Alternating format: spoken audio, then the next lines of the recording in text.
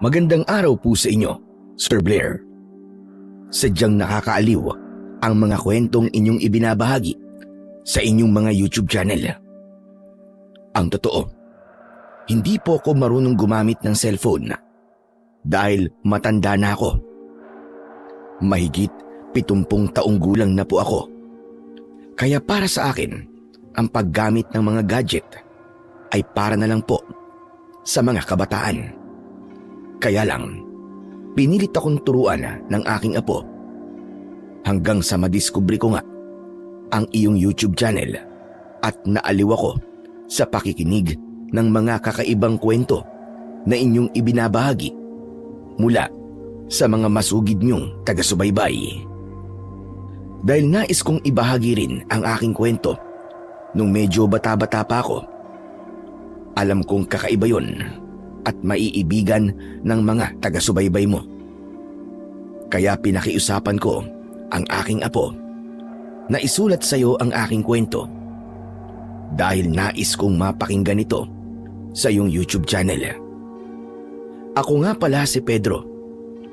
Ang aking kwento ay nangyari noong nasa edad mahigit 30 anyos pa lamang ako. Sa aking palagay, mga taong 1980 yun. May anak na ako nun, kaya lang wala ng asawa dahil namatay sa isang malubhang karamdaman ang misis ko. Para makalimutan ang masakit na pagkawala ng asawa ko, ay nanirahan kami ng anak kong si Lino sa Siquijor, kung saan isinilang ang mga magulang ko. Ganito ang kabuuan ng aking kwento. Mag-uumaga na ng mga oras na yon. Natutulog pa ako nang yugyugin ako ng aking anak na si Lino dahil sa hindi pangkaraniwang naririnig niya. Nagdulot kasi yun sa kanya ng pag-aalala at pagkabahala. Tay gising. Tay, gumising po kayo. Tama na po ang pagtulog. Ano ka ba naman, Lino? Ang aga-aga pa eh. Gusto ko pang matulog. Mamaya aalis na naman kami ni Alkitran para bumiyahe. Ang alaga kong kabayo, ang tinutukoy kong si Alkitran. Matingkad na itim kasi ang kulay nito na para bang kakulay ng alkitran. Kaya yun ang tinawag ko sa kanya. Nabili ko yun sa isang kaibigan ng tatay ko nung umuwi kami sa Siquijor. Kinabitan ko ito ng kalesa para gamitin sa pamamasada. Nang mga panahong yun, ay gumagamit pa ng kalesa at kabayo ang mga tao para sa transportasyon. Nagsasakay ng pasahero para dalhin sa bayan o karatig baryo. Maaari ding tagahatid ng mga produktong hindi naman kabigatan, gaya na lamang ng mga gulay at iba pang produkto na hindi mahihirapan ang kabayo. Kaya naman, sadyang malaki talaga ang pakinabang ni Alkitran para sa akin. Dahil sa kanya ay nabubuhay kami ng anak ko at nagkakaroon ng panggastos para sa aming pang-araw-araw na pangangailangan. Tay, ano ba tay? Tumayo na po kayo dyan. Sa kaumagan na po eh. Pero sabi ko nga sa'yo, anak, mamaya na lang. Gusto ko pang matulog eh. Pero tay, tumayo na po kayo. Kasi nga, may nanloob po sa bahay natin. Nawala ang antok ko sa sinabi ng anak ko. Hindi yun biro na may ibang tao na palang nakapasok ng bahay namin ng ganun kaagang oras. Kaya napilitan akong bumangon, pero nanatiling nakaupo pa rin sa banig na aming higaan. Ano ba sinasabi mong nakapasok? Pakinggan niyo po mabuti tay. May ingay po mula sa kusina. May nakikialam po ng mga gamit natin sa pagluto. Pati sa mga plato na yari sa aluminum. Pinakinggan kong mabuti ang sinabi ng anak ko. Tama nga siya. Dahil may naririnig ako na mga gamit sa pagluluto. May ibang tao nga. Pero sino kaya ang taong yon? At bakit pinasok niya ang bahay namin. Naririnig niyo po ba yun, Tay? Di ba? Meron pong ibang tao. Lokong yun ah. Sa dami ng oras para looban tayo. Pinili pa yung ganitong oras. Umaga na. Yun na nga po eh. Ibang klaseng magnanakaw yan, Tay. Umagang-umaga kong tumira. Agad kong kinapa sa gilid ng aming higaan ang isang latigo na ginagamit ko kay Alkitran. Pati na rin ang aking gulok na sinasadya ko talagang ilagay sa tabi ng aming tinutulugan. Para yon sa mga ganong pagkakataon na may ibig sumalbay sa amin. Makikita niya ang hinahanap niya. Hindi siya sasantuhin ng latigo at gulok ko. Tumayo ako para puntahan ang sino mang nanloloob sa bahay namin. Naririnig ko pa rin ang ingay ng aming gamit panluto. Ibig lang sabihin nun ay hindi pa ito umaalis. Tay, sasama po ako sa inyo. Hindi na, maiwan ka lang dito. At ako na ang bababa ng bahay at pupunta rin sa kusina. Dito ka lang sa taas at wag na wag kang aalis ha.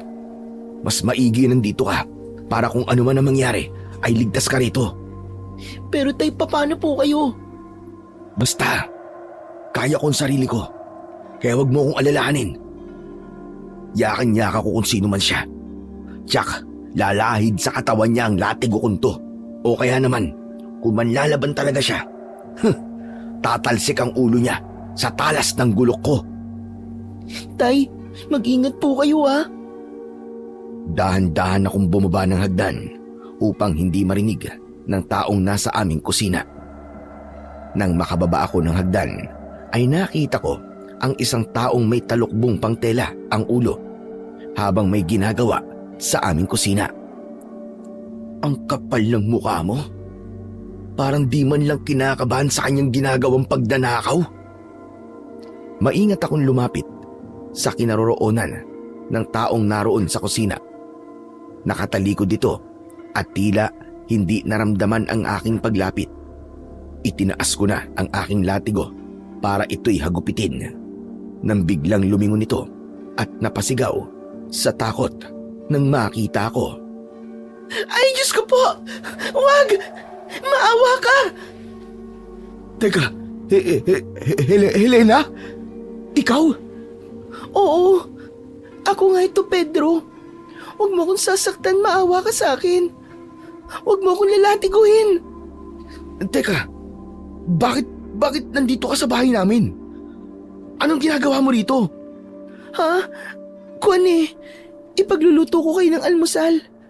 Para paggising niyo ni Lino, ay meron na kayong makakain. Si Helena ay kapitbahay namin. Walang asawa at hindi nagkakalayo ang aming edad. Mula nang manirahan kami ng anak ko sa baryong yun, na kung tawagin ay Baryo Sakdal, ay siya ang una naming naging kaibigan. Mabait at palabati si Helena. Kasama niya sa kanilang tinitirhang kubo ang kanyang lola Barbara. Pero teka lang, Helena. Bakit mo naman kami ipagluluto ng almusal? Ha? Kuwan, naisip ko lang naman, Pedro. Maaga rin kasi ako nagising kanina. Saka, tapos na yung trabaho ko sa bahay. Si Lola Barbara naman, natutulog pa. Kaya nakapag-desisyon akong pumunta dito para ipagluto kayo. Nagawa mo makapasok dito sa kusina? Nakalimutan niyo kasing ikandado ang pintuan ng kusina. Ang plano ko talaga ay tatawagin kita. Kaya lang nakita ko na hindi nakakandado kaya pumasok na ako. Alam mo bang trespassing ang ginawa mong yan? Pumasok ka sa loob ng bahay namin na walang permiso. Ha? Bakit ipapabarangay mo ba ako, Pedro? Naku, wag naman. Ang gusto ko lang ay tumulong sa inyo mag-ama.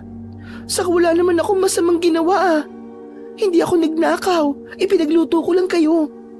Maniwala ka sana, Pedro. Ayan nga malapit na maluto yung kanin. Tapos heto, inihahanda ko na tong itlog na ipiprito ko. Hindi naman kita isusumbong sa barangay Talaga? Hindi mo ako ipapakulong sa barangay? Siyempre hindi. Sa isang kondisyon. Ano yun? Kailangan mong tapusin yung niluluto mo. Okay ba yun, Helena? Oo naman, okay na okay. Heto, magpapakulo pa nga ako ng tubig para sa kape mo. Ayos yan. O sige, maiwan muna kita at pupuntahan ko lang si Lino para sabay na kaming kakain. Iniwan ko na si Helena sa kusina. Napapailing na lamang ako sa ginawa niya. Hindi ko alam kung matutuwa ba ako o mag-aalala sa ginagawang pagmamalasakit niya sa amin ng anak ko. Binalikan ko na sa kwarto ang anak kong si Lino. Tay, ano po nangyari? Nabugbog niyo po ba yung magnanakaw? Hindi pala magnanakaw, nak, kundi kusinera. Ho, kusinera? May kusinerang pumasok dito sa bahay natin? Oo, buti nga hindi ko nagawang saktan eh. Hindi naman pala masamang tao. Eh sino po yung kusinerang sinasabi niyo, Tay? Mabuti pa sumama ka na lang sa akin para makita mo siya. At nang makakain na rin tayo dahil tsak, tapos na rin siyang magluto. Magkasabay na kami ng anak kong si Lino na bumaba ng hagdan at dumiretso sa kusina. Agad niyang nakita si Helena na tapos na ring magluto at nakahanda na sa mesa ang pagkain para sa aming almusal. Tay, si Aling Helena po nandito sa kusina natin. At ipinagluto ko kayo ng almusal, Lino. Kaya maaari na kayong kumain ng tatay mo. Po, kayo po nagluto ng almusal namin? Oo, ayan o, nakahanda na nga. Pero bakit po? Gusto ko lang. Sige na, kumain na kayo. Di naman pwedeng kami lang ni Lino ang kakain, Helena. Dapat maupo ka na rin at sabayan mo kami. Ikaw ang nagluto niyan eh. Dapat matikman mo rin ang luto mo. Hindi na, Pedro. Busog pa kasi ako eh. Aba, teka. Hindi pa pwedeng di ka kakain. Baka gusto mong magreklamo ako ng trespassing kay Kapitan. Sige ka. Naku, wag naman. Sige na nga, kakain na ako. Sasabayan ko na kay ni Lino. Yan, ganyan. Madali ka naman palang kausap eh. Sinabayan na rin kami ni Helena na kumain ng almusal. Napapansin kong napapatingin sa akin si Lino at ganun din kay Helena. Alam kong may katanungan sa kanyang isipan dahil unang pagkakataon na nangyari yon na pumunta sa bahay namin si Helena para ipagluto kami. Nang matapos kumain ay gusto pa sana ni Helena na hugasan ang aming pinagkainan pero pinigilan ko na siya. Kundi si Lino na lamang ang bahala doon. Kayang-kaya na yung gawin ng aking anak. Nagpaalam na si Helena para bumalik sa kanilang bahay. Nagpasalamat naman ako sa kanya. Nakita ko sa mukha ng babae ang kasiyahan pero hindi ko pa rin malubos maisip kung anong pumasok sa kokote ng babaeng yon para gawin ang ganung bagay. Tay, ibang klase po kayo. Ang tindi nyo. Ha? Anong antindi, anak? Biruin nyo po. Pinagluto po tayo ni Aling Helena. Tay, meron kayong hindi sinasabi sa akin ha? Kayo talaga malihim kayo. Okay lang naman sa akin eh. Hindi naman ako magagalit eh. Saka syempre, gusto ko po maging masaya kayo. Saka gusto ko rin po ng bagong nanay. Lokong bata to. Ano bang bagong nanay ang sinasabi mo? Si Raulo ka ba? Tay, kayo na po ba ni Aling Helena? Shota niyo na po ba siya? Huy! Walang ganon. Hindi kami. Wala kaming relasyon ni Helena, no? Kaya nga nagtataka ako kung bakit naisipan niyang pumunta rito para magluto eh. Hindi po kayo magshota? Hindi. Bakit? Nakita mo ba niligawan ko siya? Eh, hindi po. Pero parang shota niyo po siya eh. Baka naman po si Aling Helena nanliligaw sa inyo. Ang gwapo-gwapo mo kasi, tay eh. Para ka pong si Gabby Concepcion. Tumigil ka na nga, Lino. Basta, wala kaming relasyon ni Helena ha. Baka sadyang mabait lang yun. At naaawa sa atin. Kasi nga, wala nag-aasikaso sa'yo. Saka sa akin. Kaya nagboluntaryo na siyang ipagluto tayo. Pero tay, ayos lang naman po yun eh. Kung talagang magiging syota niyo po si Aling Helena, wala pong problema po sa akin. Botong-boto po ako. Taas po yung 10 kamay ko. Ay 10 kamay. 2 kamay ko. Natawa na lamang ako sa sinabi ng aking anak. Kung tutusin, wala naman talagang problema kung maging kami nga ni Helena. Kaya lamang, wala pa akong nararamdaman para sa kanya. Pero yun nga, mabait talaga si Helena at pwedeng maging kandidato para maging ikalawang ina ng anak ko. Kaya lang, hindi ko pa yun iniisip nung panahong yun. Tsak, ipinagtaka naman ng Lola Barbara ni Helena ang ginawa nito, lalo na't napakaagang umalis ng bahay. Galing ka ba sa bahay ni na Pedro? Opo, Lola Barbara. Tinulungan ko lang po sila. Ipinagluto ko po. Anong ipinagluto? Ipinagsaing ko po. Pinagluto ng itlog at nagpakulo po ako ng tubig para sa kanilang kape. Bakit? Anong meron? Nag-apply ka bang katulong sa kanila? Hindi po, Lola. Naisipan ko lang pong tulungan sila. Kasi nakakaawa po yung mag-ama. Ay, harot ka. Malande. Aray ko naman, Lola. Ba't naman kayo nangungurot? Ang sakit nun ha. Kababae mo tao? Ikaw pa talaga ang dumayo sa bahay ng lalaki. At ikaw ang nagsisilbi. Bakit? Ano bang meron sa anyo ni Pedro? Huwag mo sabihin kasintahan mo na siya. Lola, magkaibigan lang po kami. Masama bang tumulong sa isang kaibigan? Di ba hindi naman po? Hindi nga.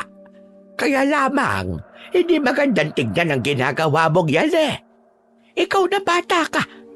Ano na lang ang iisipin ni Pedro? Sige nga. Ayun po. Nagpasalamat naman po siya sa ginawa ko. Kahit na. Huwag mo nang uulitin ito, Helena, ha? Lola, masaya naman po ako sa ginagawa ko eh. Kahit na. Hindi yung gawain ng isang babaeng Pilipina. Saka mo na gawin yon kung may relasyon na kayong dalawa ni Pedro. Kasi naman eh, ang tagal-tagal niyang kumilos. Kaya ako nang gumagawa ng paraan. Aba, at talaga palang nilalandi mo siya. Lola naman, grabe naman po kayo. Hindi po paglalandi yun. Pagmamalasakit po, ang tawag doon. Pagmapalasakit, pinaganda mo lang. Huwag mo nang uulitin ha. Kundi tatali kita sa loob ng bahay, maniwala ka.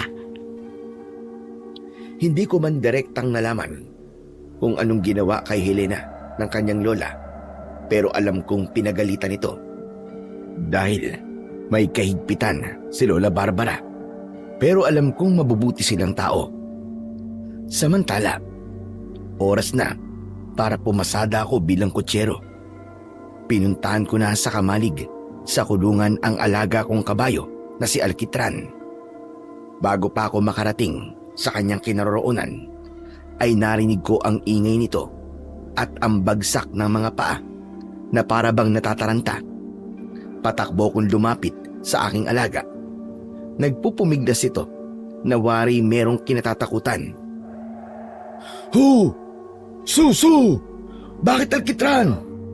Ano nangyari sa'yo? Parang natatakot ka yata. Tila may bahagyang pag-ungol ang kabayo. Yun nga lang, hindi ko naman kayang maintindihan kung anong ibig sabihin. Kaya, inalis ko siya sa pagkakatali para ilayo sa lugar na yon. Napapalundag pa siya, tila may iniiwasan, pero wala naman akong makitang anuman. Shoo! Ho! Ano bang meron, Alkitran? Ano bang kinatatakutan mo? Patuloy kong iginala ang aking paningin sa lugar na pinagtalian ko. Subalit wala pa rin akong makita. Kaya inalis ko na lang doon ang aking kabayo. Inilagay ko na siya sa kalesa para ihanda na sa aming pamamasada. Tumahimik na si Alkitran nang maipwesto ko na ang kalesa. Sumakay na rin ako sa kalesa para makaalis na kami.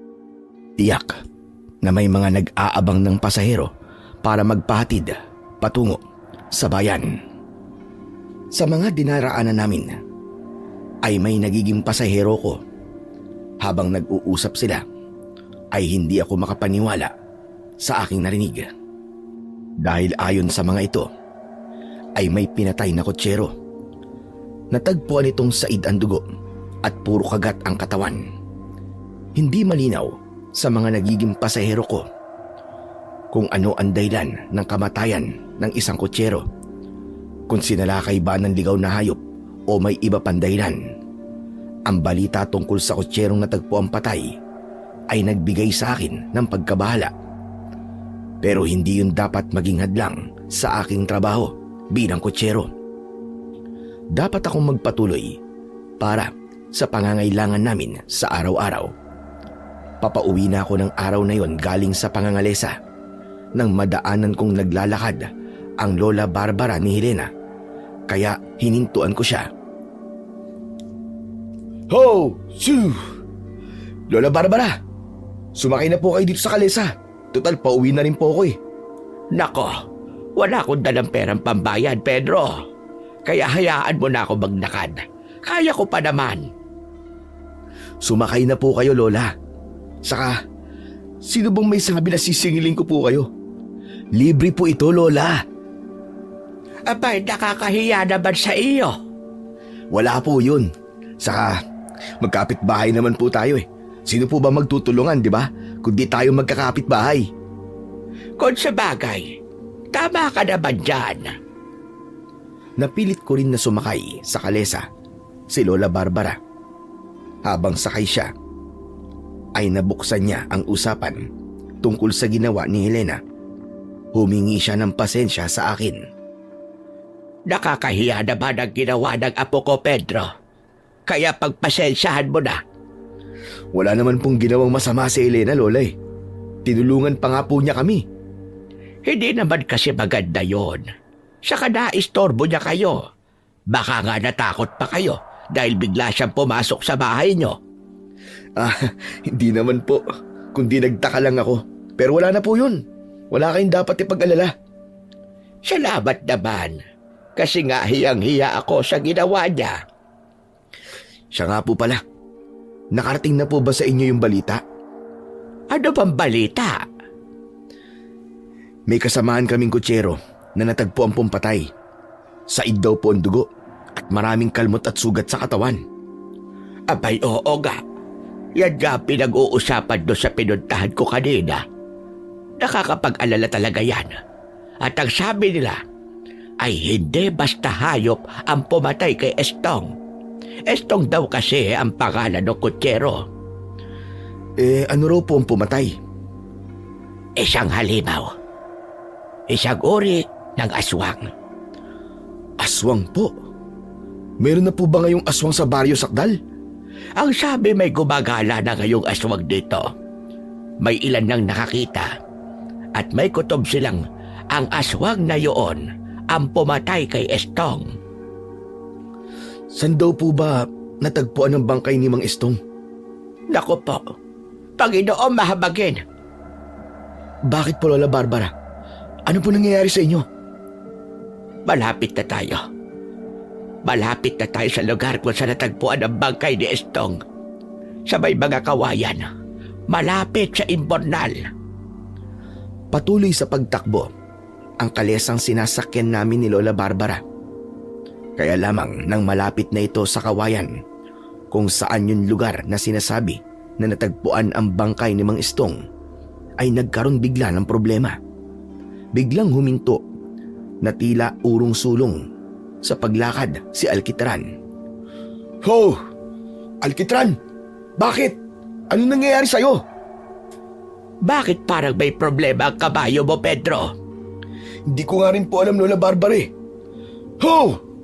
Alkitran! Su! Ayaw niyang lumakad.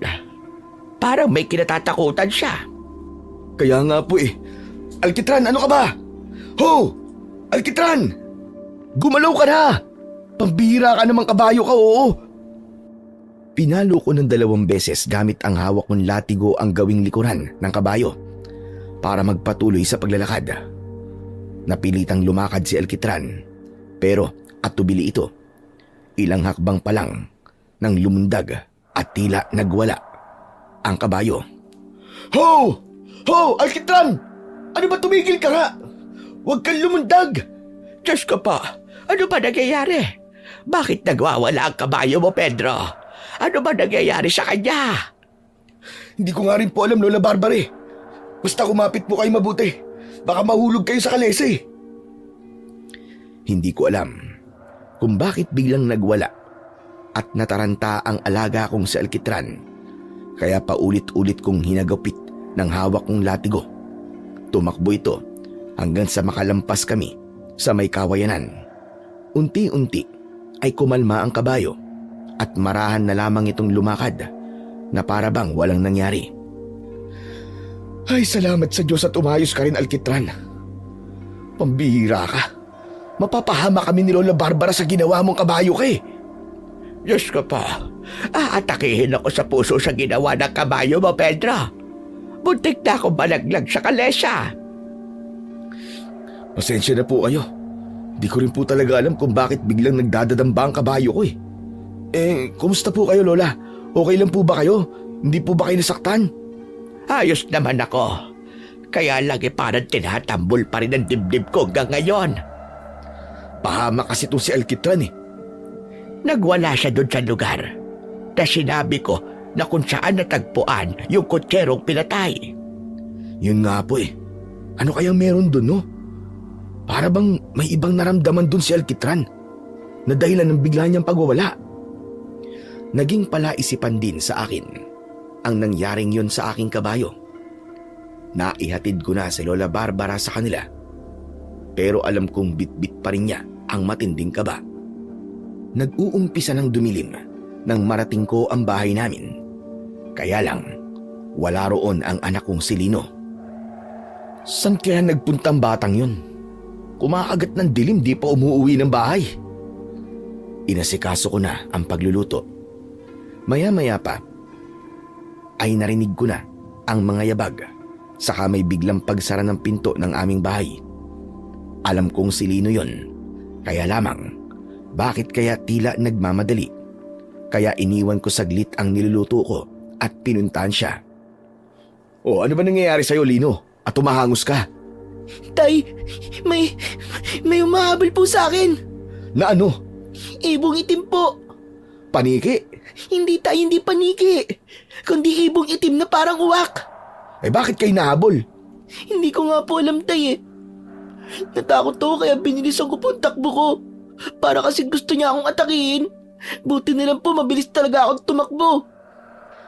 Kanina nagwala si Alkitran na parang may kinatatakutan. Ngayon naman, may kung anong ibong itim ang humahabol sa'yo. Ano ba nangyayari dito sa baryo natin? Parang may kakaiba. Narinig ko nga po kanina tay, yung usapan ng mga tambay dun sa tindahan ni Mang Bianong. Ang sabi, napasok na raw po ng masamang nilalang ang baryo natin. Anong masamang nilalang? Gaya po ng aswang. Nakakatakot po yun tay. Delikado po tayo sa aswang. Dapat siguro mag-ipon tayo ng bawang at asin para meron po tayong magagamit na pangontra. Natahimik ako sa sinabi na yon ni Lino. Maging ang anak ko ay alam na rin ang tungkol sa aswang na nagpapakita sa baryo. Gusto ko sanang wag niyang malaman ang tungkol doon dahil alam kong maghahatid lang yon sa anak ko ng takot. Kaya lang wala na, alam na niya. Hindi ko na yon mababawi pa. Kaya ikaw anak, dapat kapag lalabas ka ng bahay mag-iingat ka palagi ha. Mahirap na. Hindi na ligtas ang panahon ngayon. Marami nang nangyayaring hindi pangkaraniwan. Paano po kung isang araw? Bigla na lang salakayin ng mga aswang ang baryo natin, tay. Naku po, anong gagawin po natin? Paano po ba natin lalabanan ng mga aswang na yon? Saka na lang siguro natin isipin yun anak, pag nangyari na. Pero tay, napasok na po ng aswang ang baryo sakdal. Pero mas kailangan natin problemahin ay ang panlaman natin sa kumakalam nating sikmura. Hindi tayo maaaring magpatakot sa mga aswang-aswang na yan at madlangan ang pagiging kutsero ko. Kundi wala tayong kakainin. Yun naman talaga ang katotohanan. Dapat paghandaan kung magpapatuloy ang pananakot at pagsalakay ng aswang na nagpapasimula ng magparamdam sa baryo Sakdal. Pero nakakatakot din na walang makakain sa susunod na araw. Hindi man kami mamamatay dahil sa pag-atake ng aswang, posible namang mamatay kami ng anak ko sa gutom. Ang tanging importante sa akin ay ang mabuhay kami ng anak ko at syempre, maprotektahan siya sa anumang maaaring puminsala. May sarili akong kaparaanan kung paano ko gagawin yon. Pero ang problemahin ng ibang tao, lalo na ang lagim na nagsisimulang lumigalig sa baryo Sakdal, ay wala sa prioridad ko. Hahayaan ko na lang munang problemahin yon ng kapitan ng baryo at ayoko nang makisawsaw pa. Siya ang unang may pananagutan para ayusin at bigyan ng proteksyon ang kanyang mga nasasakupan para sa napapabalitang banta ng kampon ng kadiliman. Mula nang may kakaibang nangyari sa alaga kong si Alkitran, ay napansin ko ang katamlayan niya. Hindi ko alam kung nagkaroon ba ng epekto sa kanya ang nangyari. Kaya lang, wala naman akong nakitang anuman na dahilan ng bigla niyang pagwawala ng araw na yon. Pinakain mo ba si Alkitran, anak? May damo na akong ginapas para maging pagkain niya. Dinala ko na po doon sa may kamalig, yung damo pang pagkain ni Alkitran, tay. Kaya lang parang ayaw po niya kumain. Hayaan mo, kakain din yun kapag nagutom. Pero dati naman po hindi naman po ganun si Alkitran eh. Ngayon parang matamlay po siya. Kaya nga eh. Hindi ko nga rin maintindihan, anak eh. Baka nagkapobya. Po? May ganun po bang kabayo? Siguro. Dahil hindi maalis sa isip niya kapag meron silang kinatatakutan. Kasi nga nagdadadamba rin siya nung nakaraang pumasada kami. Pero tay, ano po kayang kinatatakutan niya? Teka tay, hindi po kaya yung aswang? Wala naman akong nakitang aswang ng pagkakataong yun eh, na nagwala si Alkitran eh. Tay, sabi po kasi nang narinig ko pong usap-usapan, kapag hindi raw po gabi, may kakayahan ng aswang na gumala po dito sa baryo na maging ibang uri ng hayop. Pwedeng ahas o kaya bayawak, pwedeng insekto din, at pwede ring ibon, gaya po nung humabol sa akin. Kanino mo naman narinig yan? Dun po sa may tindahan kaninang inutusan niyo po ako. Yun po kasi uli ang pinag-uusapan nila eh. Kasi nga, lagi na raw po may kakaibang nakikita dito sa baryo Sakdal. At iniisip nilang kagagawan po yun ng aswang. Talagang gusto nilang takutin ng mga taga rito ah. Hindi tumitigil ang mga chismoso-chismosa na pag-usapan ng tungkol sa aswang. Eh yun po kasi ang paborito nilang topic eh. Tapos, nagtatakutan pa sila. Kaya pati mga batang makakarinig, natatakot na rin po. Ikaw ba? Natatakot ka na din? Konti lang po. Saka sabi niyo nga po, di ba? Huwag akong basta matakot. At saka, di niyo naman po ako pababayaan eh. Oo naman. Dadalawa na nga lang tayo eh. Kaya gagawin ko ang lahat para protektahan ka, anak. Maghapon pa rin akong nangalesa ng araw na yon. Kahit napapansin kong nanghihina ang alaga kong si Alkitran, ay nagamit ko pa rin siya para maghatid ng pasahero sa bayan. May nagpahatid din ng kanilang inaning gulay. Napagod si Alkitran, kaya nang makauwi kami, ay pinakain ko siya at binigyan ng tubig. Pero kapansin-pansin pa rin ang katamlayan. Hindi maaaring magpatuloy sa pananamlay ang alaga ko. Delikado kapag tuluyang nagkasakit, lalo na't sa kanya lang kami umaasa para sa aming pang-araw-araw na kailangan.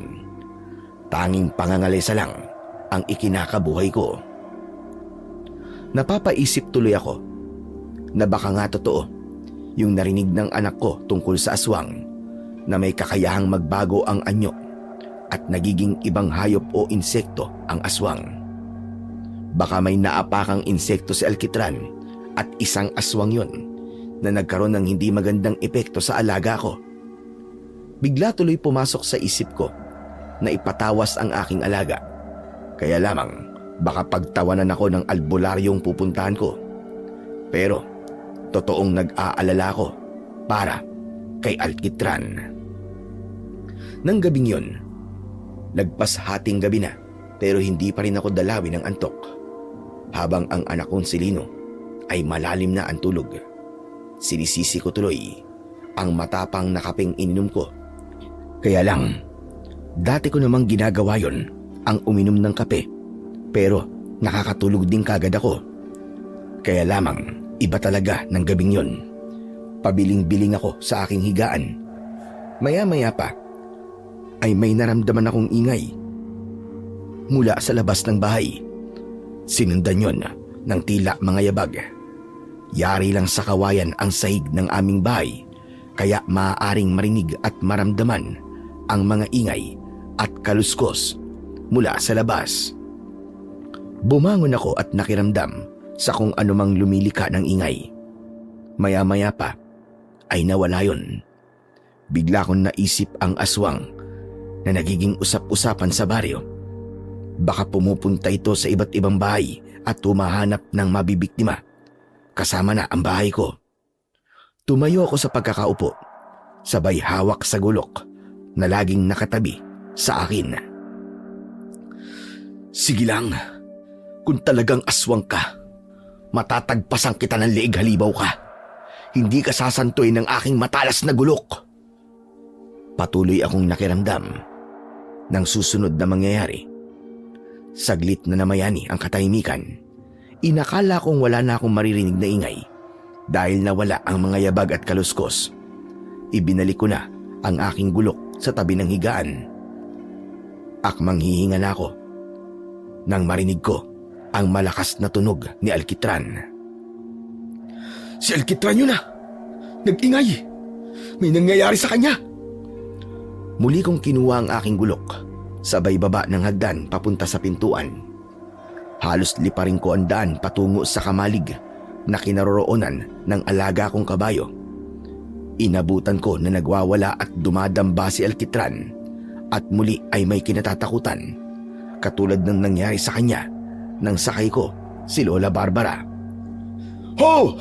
Alkitran, ano ba nangyayari sa'yo? Ano ba kinatatakutan mo? Ho! Ho! Alkitran, tumigil ka! Tama na! Pero tila walang naririnig ang aking kabayo. Hindi niya ako pinapansin. Kung sino ka mang kinatatakutan ng alaga ko, magpakita ka! Akala mo yata natatakot ako sa'yo, ha? Sige lang, magpakita ka sa akin at tatanggalan talaga kita ng ulo. Pagpipira-pirasuhin ko ang katawan mo. Sige, lumabas ka! Magpakita ka! Nasaan ka? Huwag kang magtago! Hawak ko ng mga pagkakataong yun ang aking gulok at nakahanda ako para sa pagpapakita ng anumang nilalang na kinatatakutan ni Alkitran. Saglit na katahimikan ang namayani dahil maging ang alaga kong kabayo ay kumalma at tumahimik. Maya-maya pa ay biglang may tumalon na palaka na hindi ko napansin kung saan galing. Humalinghing at napalundag si Alkitran. Hindi ko akalain na matatakotin pala siya sa palaka. Kaya lang, parang hindi ako makapaniwala na palaka ang kanyang kinatatakutan. Matagal nang merong palaka sa kamalig na pinagtatalian ko sa kanya. Pero tila yun ang unang pagkakataon na nataranta siya. Kaya ramdam kong may iba pang dahilan. Hindi ang palakang nakita ko roon ang rason ng biglang pagwawala ng alaga kong kabayo. Hinawakan ko si Alkitran at hinaplos-saplos ang gawing uluhan niya para tuluyang kumalma. Maya-maya pa ay may naramdaman akong bagay na pumagaspas at lumipad pa itaas. Huli na para tignan ko pa yon, kaya hindi ko alam kung ano ba ang bagay na lumipad. Napaisip ako na hindi kaya aswang yon at siya rin kinatatakutan ng alaga ko. Bagay na nagpagulo sa isipan ko, lalo na't wala akong makuwang tamang kasagutan. Kaya lang, malakas ang kutob ko. Malamang, aswang ngayon na nagtatago lamang. Sinarili ko na lamang ang tungkol sa naramdaman kong yun. Hindi ko na kailangang ipaalam pa kung kanino. Basta ang alam ko, mas kailangan kong mag-ingat. Kaya nang sumunod na araw, bago ko umalis ng bahay para muling mangalesa, ay isinama ko si Lino. Nag-aalala ko para sa aking anak dahil sa mga hindi pangkaraniwang nangyayari. Isasama niyo po ako sa pangangalesa, Tay. Pupunta po tayo ng bayan. Ako lang, Lino. Ikaw, iiwan ko muna kina Helena. Ha? Bakit po, Tay? Anong gagawin ko ron? Saka nakakahiya naman po sa kanya. Hindi kasi ako mapapalagay kung nag-iisa ka lang dito, anak eh. Kaya ibibilin muna kita kay Helena. Kapag darong ka sa kanila, huwag kang magiging malikot doon, ha?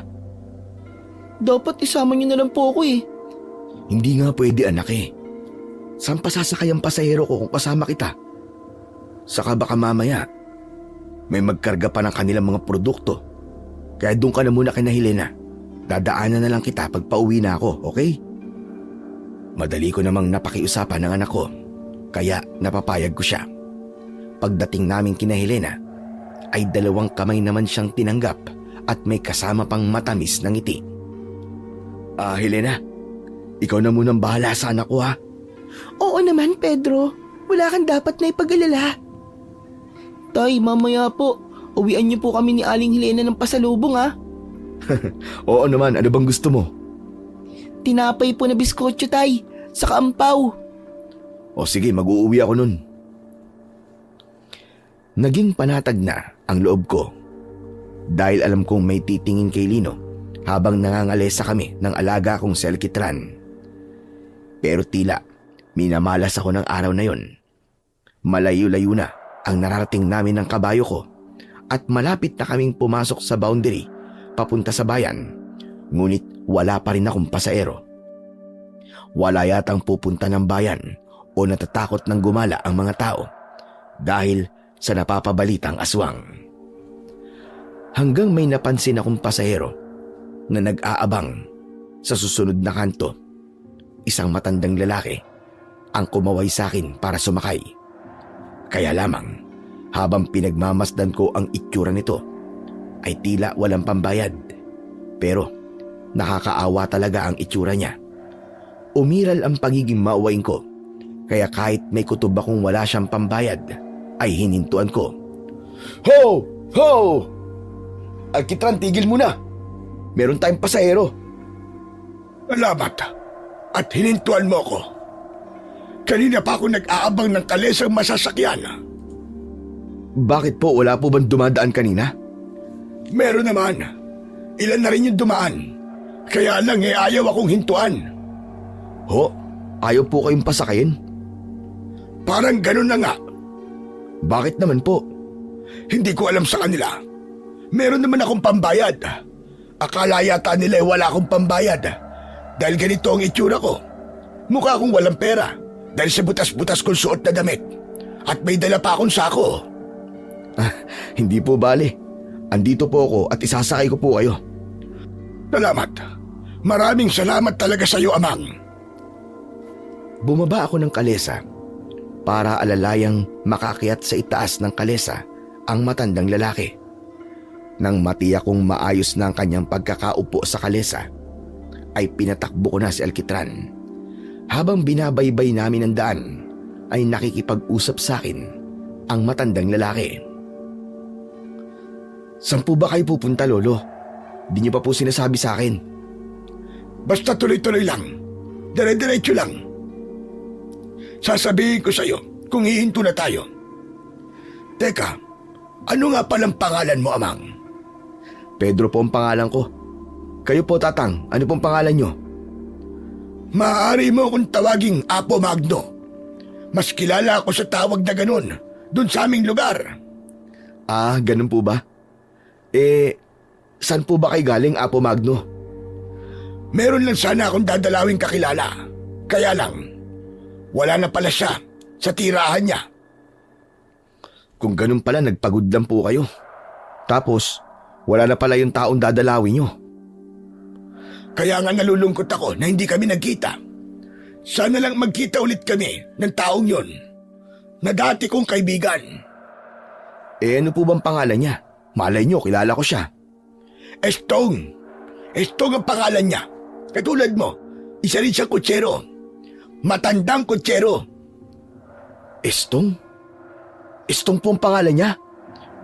Oo, Pedro. Bakit? May kilala ka bang ganun ang pangalan? Hindi ko po siya kilala pero narinig ko po ang pangalan niya nitong nakaraang araw lang. Saan? Saan mo narinig ang pangalan niya? Usap-usapan po siya dito sa aming baryo. Dahil may masama pong nangyari sa kanya. Ano ka mo? May masamang nangyari kay Estong. Teka, ano nangyari sa kaibigan ko? Ang narinig ko po kasing kwento, natagpuan po siyang patay at aswang daw po ang pumatay sa kanya. Tumahimik saglit ang matandang pasahero ko dahil sa kanyang narinig na aking sinabi. Apo Magno, okay lang po ba kayo? Bigla po kayong tumahimik. Hindi lang kasi ako makapaniwala, Pedro, na ganoon ang sinapit ng kaibigan kong yon. Napahamak pala siya dahil sa isang aswang. Nahuli na pala ako ng dating. Kung mas napaaga pagbisita ko sa kanya, baka hindi yun nangyari sa kanya. Baka hindi siya napahamak at hindi siya napatay ng aswang. Dahil sa nalamang yun ni Apo Magno, ay nawala na ang kasiglahan ng matandang lalaki. Labis niyang ikinalungkot ang kanyang nalaman. Halos kalahating oras na kaming naglalakbay sakay ng kalesa, pero wala pa ring sinasabi sa akin si Apo Magno kung saan nga ba ang destinasyon niya. Kaya muli akong nagtanong sa kanya. Ipagpatuloy mo lang ang pagpapatakbo nitong kalesa mo. Malayo pa po ba tayo? Basta tuloy-tuloy lang. Sasabihin ko na lang sa'yo. Alam ko na malayo na ang kinaroroonan namin. Hindi na pamilyar sa akin ang lugar na kinaroroonan namin. Hanggang may nakita kong isang arko na tila papunta sa isang kakaibang lugar na noon ko lang narating. Papasok po tayo dyan, Apo Magno? Oo, Pedro. Sige lang. Pumasok ka at ako ang bahala. Tuloy-tuloy lang na pinapasok ko si Alkitran. Salamat na lang. At wala nang sumpong ang alaga ko. Hindi na rin ito nagpakita ng pagkabahala, kaya kalmado lang ito habang binabagtas ang lugar na itinuro ni Apo Magno. Hanggang makarating kami sa mismong pusod ng lugar na yon. Napansin kong kakaiba ang kasuotan ng mga taong naroroon. Bumabang mag-isa si Apo Magno. Maraming salamat sa pag-aatid mo sa akin dito sa aming tribo. Ho? Tribo? Oo. Nandito ka ngayon sa tribo ng Banwaa. Yun ang tawag sa aming lahi. Ngayon ko lang po nalaman na may tribo na kung tawagin ay tribong Banwaa sa lugar na to. Isang tribo ito na malapit ng maubos. Kaya nagsisikap kaming alagaan para may pagpatuloy ang aming tribo. Kaya naman, pwede sa lugar namin ang pagkakaroon ng higit isang asawa ang mga kalalakihan para mas mabilis dumami. Ikaw ba, Pedro? May asawa ka na ba? Kung maninirahan ka sa aming tribo, ay maaari kang mag-asawa kahit ilan at magkaroon ng maraming anak. Hindi po. Salamat na lang po. May anak na rin po ako. Pero kung magbabago ang isip mo, maaari kang magbalik dito. Hanapin mo lang ako. Hindi pa natatapos ang pag-uusap namin ni Apo Magno, ay may kung anong tunog ang umalingaw-ngaw, parang isang ugong na nagmumula sa isang kakaibang instrumento. Anong ingay po yun? Hudyat ng pagkagat ng dilim. Dahil mahalaga sa lugar na ito ang dilim, mas maraming nagsasaya dito kapag umiiral na ang kadiliman. Kasabay ng hudyat na narinig ko, ay nagsimula na ring tumayo ang aking balahibo. Nakaramdam ako ng kakaibang lamig sa aking braso. Napansin ko rin ang paulit-ulit na paghakbang ni Alkitran na parabang nababahala ito. Kaya bago pa magwala si Alkitran, ay nagpaalam na ako kay Apo Magno. Gaya ng sinabi niya kanina, ay kaya naman niyang magbayad. May iniabot siya sa aking nakabalunbon na perang papel. Bibilangin ko sana, pero pinigilan ako ng matandang lalaki. Huwag na, hindi mo na kailangan bilangin. Higit pa yan sa halagang dapat mong singilin. Kaya dinagdagan ko na yan. Dahil ramdam kong malaki-laki nga ang halagang ibinayad ng matanda, kaya inilagay ko na lang yon sa isang maliit na bag na nakasabit sa aking bewang. Saka inutusan ko na si Alkitran para umalis na kami. Agad namang sumunod ang alaga kong kabayo nang bahagya kong hatawin ang kanyang tagiliran gamit ang latigo. Hindi ko mawari pero may kakaibang kaba at nanunuot ang kilabot sa katawan ko habang nananatili ako sa lugar na yon. Kaya kailangan ko nang umalis. Dahil sa layo ng lugar na pinagdalhan ko kay Apo Magno na ayon sa kanya ay tribo ng Banwaa. Mag-aalas 12 na ng gabi nang ako'y makauwi. Pero dinaanan ko muna si Lino kay Helena. Ginabi ka yata ng gusto, Pedro. Oo nga, Helena eh. Pasensya na ha. Masyado na kitang naabala. Wala yun. Ayos lang yun, Pedro. O siya, halika na anak. Uwi na tayo.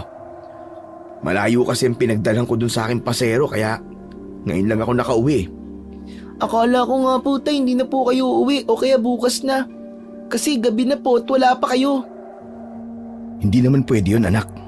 Dahil alam kong mag-aalala ka. O sige na. Magpasalamat ka na kay Ate Helena mo. Salamat po, Aling Helena. Kahit nagtagal po si tatay. Okay lang po kasi naaliw po ako sa mga kwento po niyo sa akin.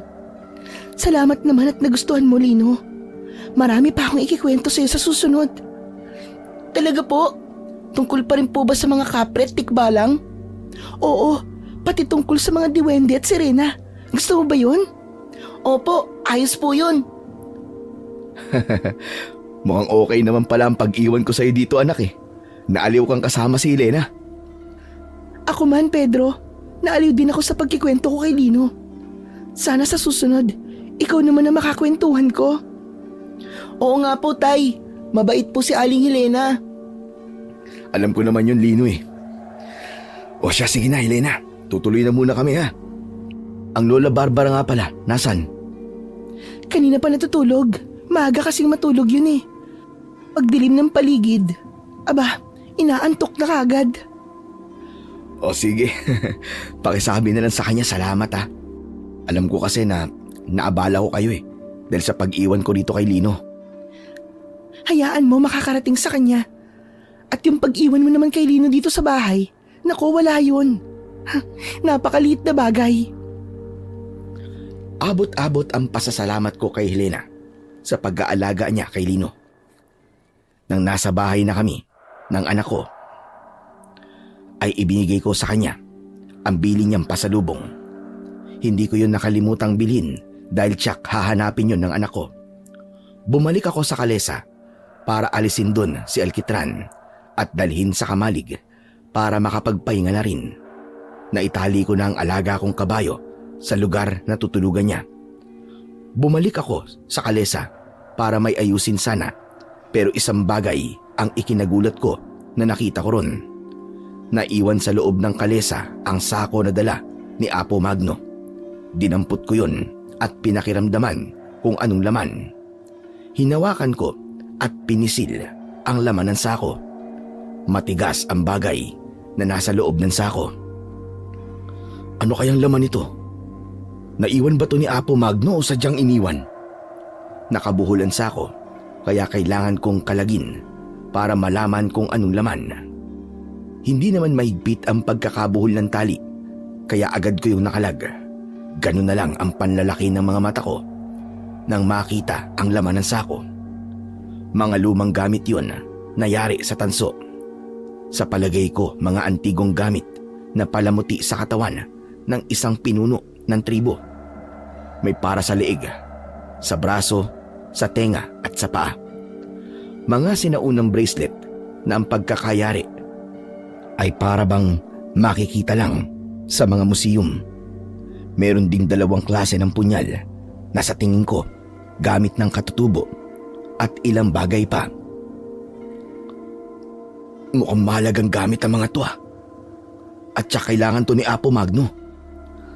Anak ng paano ngayon to? Naiwan niya. Sinipat-sipat kong muli at tinignang mabuti ang mga gamit na yon.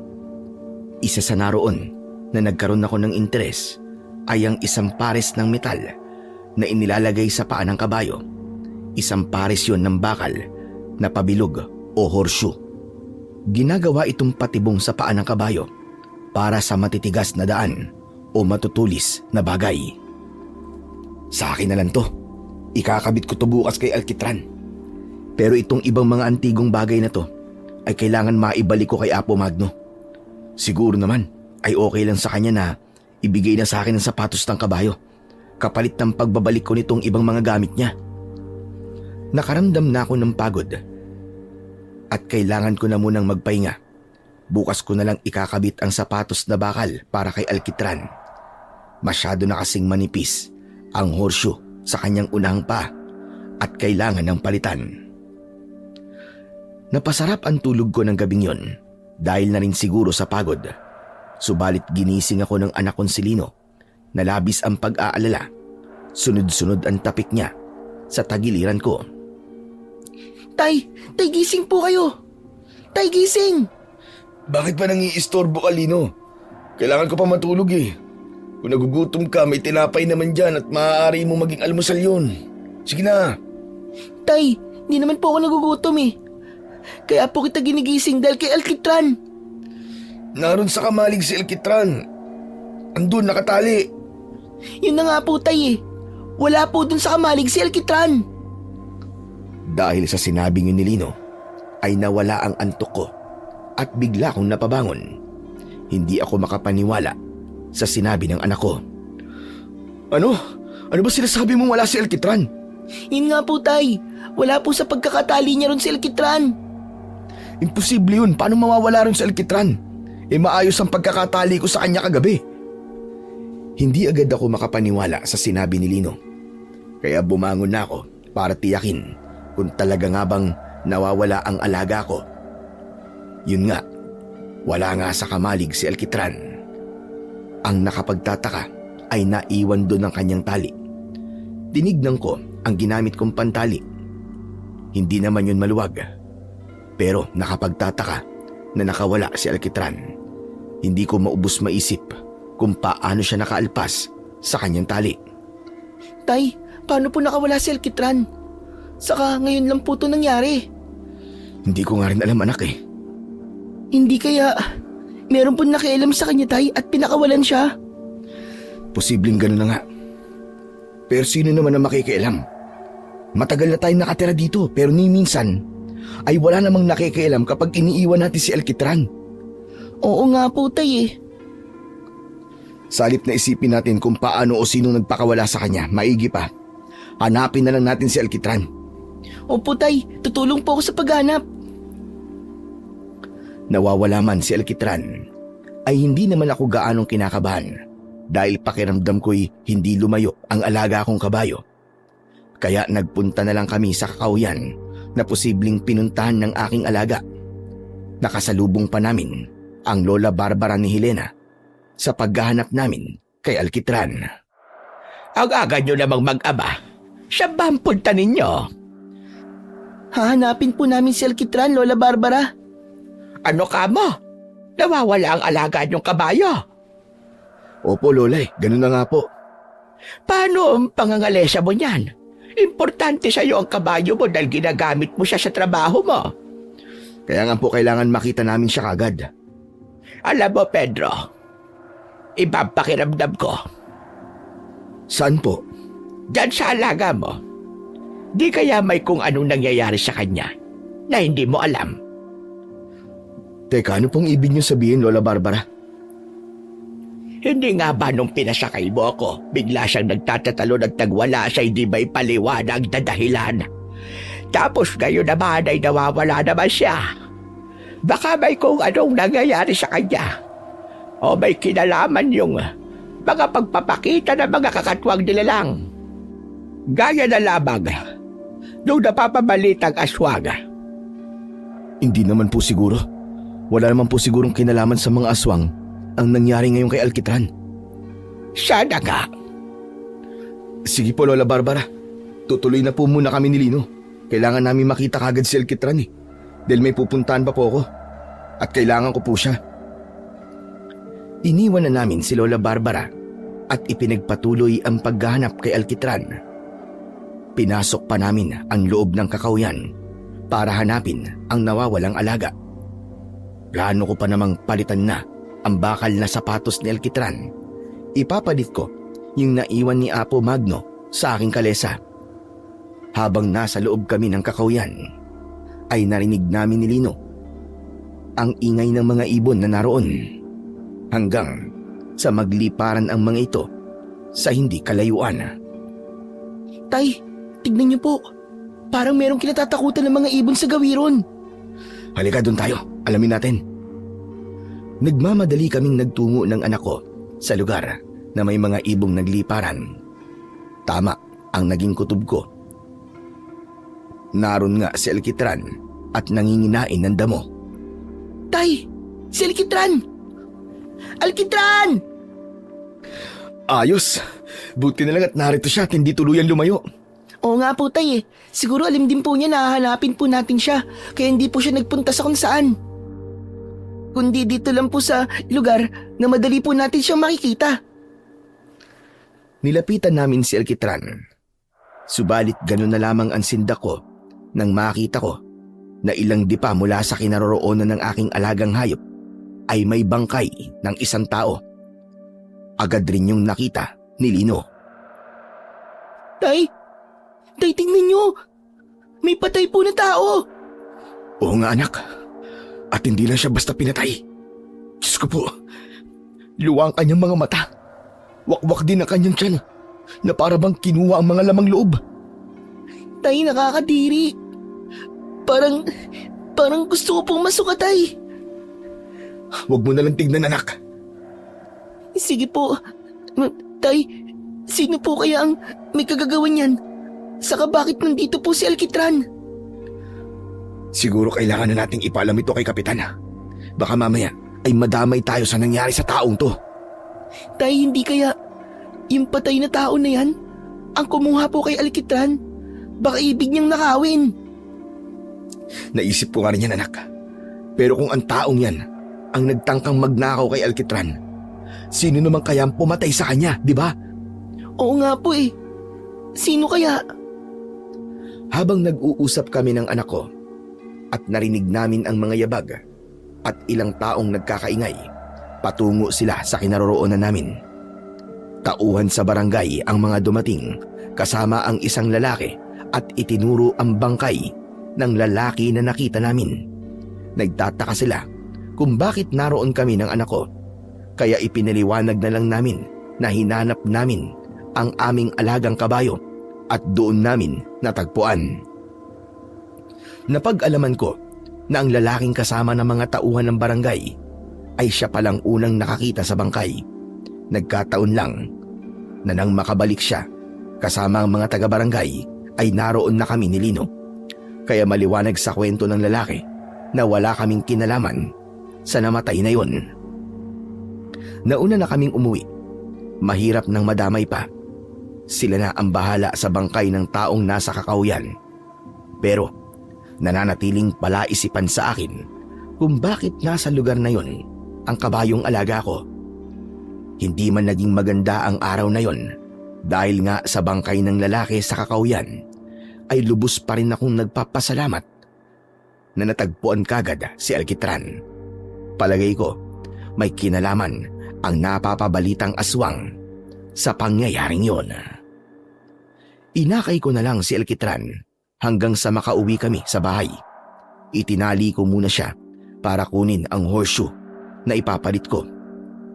Dahil ang plano ko din sa araw na yon ay ang bumalik sa lugar ni Apo Magno sa tribo Banwaa na pinanggalingan ko kahapon. Nais kong ibalik ang sako na may lamang mga lumang gamit na tila mahalaga kay Apo Magno at sa buong tribo niya. Sinikap kong tapusin ang pagpapalit ng sapatos na bakal sa aking alagang kabayo. Nang matapos ko yung palitan, ay naghanda na ako para bumalik sa lugar ni na Apo Magno at napagpasyahan kong isama ang aking anak. Talaga po, Tay? Isasama niyo po ako? Oo, Lino. Kaya magdala ka ng tubig at yung tinapay para may pagkain ka kapag nagutom tayo sa paglalakbay. Sige po, Tay. Saka magdadala na rin po ako ng pamalit kong damit. O sige, ikaw nang bahala ha. Igayak mo na yung mga kailangan mong dalhin dahil pagkatapos nating mananghalian, lalarga na tayo. Masayang pumasok ng bahay si Lino para ihanda ang kanyang mga dadalhin. Ako naman ay pinakain ko muna si Alkitran pagkatapos kong palitan ng horseshoe ang dalawang paa niya sa unahan. Nang makapananghalian na kami, ay sinimulan na namin ng anak ko ang pagpunta sa aming destinasyon, sakay ng kalesa na hila ni Alkitran. Umabot din ng halos 4 na oras ang aming naging paglalakbay hanggang sa makarating kami sa lugar ni Apo Magno. Subalit hindi namin dinatdan doon si Apo Magno, kundi ibang tao ang sumalubong sa amin. Anong kailangan nyo dito? Sa aming tribo? Gusto ko sanang makausap po ang isang kaibigan. Si Apo Magno. May mahalaga pa siyang gampanin. Hindi pa maaaring abalahin. Sino ba sila? Ako po si Pedro. At ito naman pong kasama ko ay ang anak kong si Lino. Maligayang pagdating dito sa aming lugar. Maraming salamat po. Maaari ko po bang malaman kung sino po sila? Ako si Lakando Magit, ang pinuno dito sa tribo Banwa. At si Apo Magno na hinahanap mo ay siyang aming tagapayo. Sa ngayon, meron lamang siyang kausap at may inaayos na gusot sa ilang katribo. Makakapaghintay naman po kami. Sumunod kayong dalawa sa akin para makapagpahinga kayo. Pero ito pong kalesa ko at ang alaga kong kabayo. Hindi yan mawawala, kaya maaari mo yung iwan sa lugar na yan. Kaya wala kang dapat na ikabahala. Naging palagay ang loob ko, kaya sumama kami ni Lino kay Lakando Magit. Isinama niya kami sa isang kubo. Dumito muna kayo. Mamaya lang ay pupuntahan kayo dito ni Apo Magno. Maraming salamat po sa inyo, Lakando Magit. Magpapadala ako ng pagkain. Alam kong mahaba ang inyong naging paglalakbay at nagugutom na kayo. Iniwan na kami ni Lakando Magit. Maya-maya lamang ay may mga dumating na 2 babaeng katribo nila na may dalang sariwang prutas at inihaw na karne. Ibinigay nila yon sa amin at agad na ring umalis. Mabango at masarap ang inihaw na karne. May kaning tinta din na kasama. Masarap ang inihanda nilang pagkain, pati na rin ang sariwang prutas. Kaya lamang, nang tapos na kaming kumain, ay biglang may dumating na mga kalalakihan. May dala silang mga kahoy na aking ipinagtaka. Teka, anong kailangan niyo sa amin? Tay, bakit may mga dala po silang kahoy at panali? Hindi ko rin alam, anak. Humarang sila sa pinto ng kubong pinaglagyan sa amin. Saka inilagay ang 2 kahoy sa pinto upang maging harang at hindi kami makaalis. Hinigpitan nila yon ng pagkakatali. Sandali, anong ginagawa niyo? Bakit niyo inaharangan ng pinto? Anong gagawin niyo sa amin? Hindi nagsasalita ang mga kalalakihang tinatanong ko. Nagpatuloy lang sila sa kanilang ginagawang pagtali sa mga kahoy na iniharang sa pintuan. Nang matapos nilang harangan yon, ay umalis na sila na hindi pa rin nagsasalita. Tay, bakit po nila tayo kinukulong dito? Anong gagawin nila sa atin? Hindi ko rin alam, anak. Kailangan natin makausap si Apo Magno. Siya lang ang makakasagot nun. Nagsimula ng kumagat ang dilim, pero wala pa rin si Apo Magno. Hindi ko alam kung anong mangyayari sa amin ng anak ko sa lugar na yon. Parang gusto ko ng pagsisiyan na nagbalik pa ako sa lugar na yon at isinama ko pa ang anak ko. Maging siya tuloy ay malalagay sa panganib. Habang naroon kami sa loob ng kubo at laganap ng kadiliman sa kabuuan ng tribo Banwa, ay nakarinig kami ng tila nagkakasiyahan at mga sigaw mula sa mga naninirahan doon. Hanggang may naramdaman kaming tila umaaligid sa kubo. May narinig akong boses na tumatawag. Pamilyar sa akin ang boses nito. Boses yon ni Apo Magno. Apo Magno, ikaw ba yan? Oo, Pedro. Ako nga ito. Humanap ako ng kahit siwang sa kubo para makapag-usap kami ni Apo Magno. Kailangan mag-usap tayo, Apo Magno. Hindi namin alam kung anong mangyayari sa amin ng anak ko dito. Kasama ko siya ngayon eh. Ikinulong kami ng mga katribo mo sa loob nitong kubo. Hindi ka na dapat nagbalik. Inilagay mo lang sa panganib ang buhay mo at madadamay pa ngayon ang anak mo. Ano pong ibig niyo sabihin? Hindi ko na sila kayang kontrolin. Ayaw na rin nila akong paniwalaan. Teka, hindi ko po kayo maintindihan, Apo Magno. Ano bang nangyayari dito sa tribo Banwa? Tuluyan nang nagpailalim sa kadiliman. Ang kanilang pinuno na sila kan dumagit. Pinanindigan na niya ang pagiging masamang aswang. Ho? Mga aswang po sila? Oo, mga isinumpa. Kaya lumayo sila at bumuo ng tribo sa lugar na ito. Pero hindi nila katulad. Sila lang ang mga aswang. Dati nakokontrol ko pa ang kanilang ginagawang pag-asik ng lagim. Pero ngayon, ayaw na nila akong paniwalaan at pinagplanuhan pa nila akong patalsikin sa tribo. Malamang, pinagpaplanuhan na rin nila akong patayin. Kung ganun, kayo din po pala ay delikado rin ang buhay. Tama ka. Kaya lang, wala sa akin ang mga gamit. Yun sana ang makakatulong sa akin para maging proteksyon ko sa masamang gagawin nila kan dumagit. Naiwan ko ang aking sako. Yun nga po ang dahilan kaya po kami nagbalik, Apo Magno eh. Dala po namin yun para ibalik sa inyo. Kung ganun ay salamat. Maraming salamat at dala nyo. Kailangan ko rin ng tulong nyo. Magtutulungan tayo ngayon dito. Pero paano po tayo magtutulungan, Apo Magno? Ikinulong kami dito sa kubo eh. Akong bahala. Gagawa ko ng paraan para makalabas kayo. Doon kayo sa aking lugar. Hindi sila basta-basta makakapunta doon. Lalo na't taglay ko ang mga antigong gamit. Kaya habang abala sila sa kanilang ginagawa, kailangan kong mabuksan itong kubo. At nang makalabas kayo, kaya maghintay kayo dito. Babalikan ko kayo. Umasa ako at nagtiwala sa pangako ni Apo Magno. Hindi ko akalain na ang ginawa kong pagmamalasakit para ibalik ang naiwang gamit niya ay magiging dahilan pala para malagay sa panganib ang buhay namin ni Lino. Tay, paano po kung di na po tayo balikan ni Apo Magno? Anak, magtiwala lang tayo sa kanya. Alam kong hindi siya sisira sa usapan. Isa pa, kailangan din niya ang tulong natin.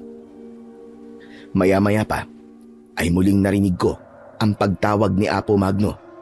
Sinabi niyang may dala na siyang matalas na bagay para putulin ang mga tali sa kahoy na iniharang sa pinto ng kubo. Narinig na lang namin na sinimulan ng putulin ni Apo Magno ang tali hanggang sa tuluyan ng matanggal ang mga kahoy na ipinangharang. Salamat po, Apo Magno. Huwag ka muna magpasalamat, Pedro. Dahil wala pang katiyakan ang kaligtasan natin. Ano po ngayon ang gagawin natin? Halika kayo, sumunod kayo sa akin. Doon muna kayo sa aking lugar.